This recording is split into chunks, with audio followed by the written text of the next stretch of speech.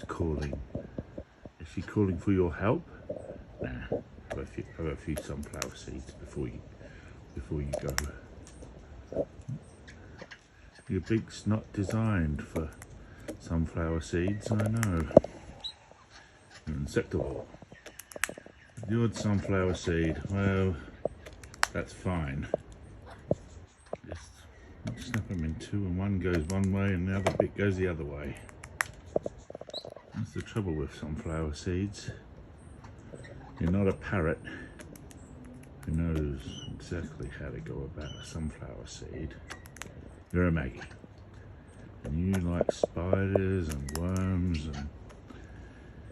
and insects in general. Whereas you love the sunflower seeds. Oh well, such is life.